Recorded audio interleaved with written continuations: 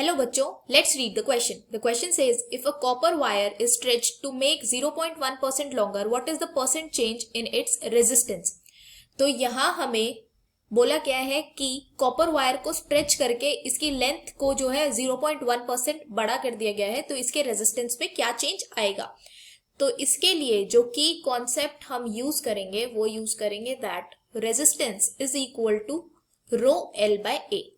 ये R resistance है, rho resistivity है, एल लेंथ है और ए यहाँ एरिया है। अब हमें पता है कि अगर हम कॉपर वायर को स्ट्रेच कर रहे हैं तो इसकी लेंथ में कुछ ना कुछ चेंज आएगा, बट एरिया के बारे में यहाँ कुछ भी नहीं कहा गया है। तो हमें ये पता है कि resistivity remains same for a material. Resistivity एक मटेरियल के लिए चेंज नहीं होती है। और अगर हम किसी वायर को स्ट्रेच कर रहे हैं तो उसके वॉल्यूम में कोई चेंज नहीं आएगा, वॉल्यूम विल नॉट चेंज।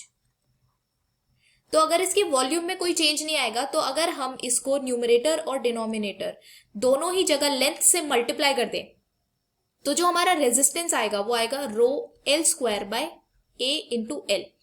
तो ए इंटू एल को हम वॉल्यूम भी लिख सकते हैं, तो रेजिस्टेंस हो जाएगा rho L square by V. तो इस इक्वेशन से हम बोल सकते हैं कि रेजिस्टिविटी ये और वॉल्यूम ये दोनों चीजें कांस्टेंट है। तो इसका मतलब ये हो जाएगा कि जो रेजिस्टेंस है इस केस के लिए अब डायरेक्टली प्रोपोर्शनल हो गया एल स्क्वायर के। अब अगर रेजिस्टेंस डायरेक्टली प्रोपोर्शनल है एल स्क्वायर के तो यहां हम देख सकते हैं जो कॉपर वायर है इसे 0.1% इंक्रीज किया गया है या बड़ा किया गया है। तो ये बहुत छोटी वैल्यू है। तो बहुत छोटी वैल्यू के लिए हम जो एरर्स में यूज करते हैं delta R by R will be equal to,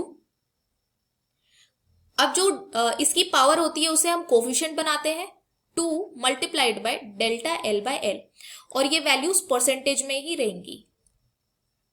तो अब डेल्टा आर बाय आर है चेंज इन रेजिस्टेंस, तो delta R by R is equal to 2 और डेल्टा एल बाय एल है चेंज इन लेंथ। कितना चेंज किया लेंथ में हमने 0.1%, तो ये हमने चेंज किया 0.1%।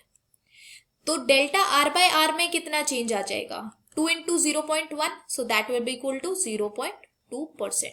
तो डेल्टा आर बाय आर में डेल्टा आर बाय आर की वैल्यू आई 0.2%, मतलब change in resistance, percentage change in resistance, that came out to be 0.2%. I hope you understood this well. Thank you so much. All the best.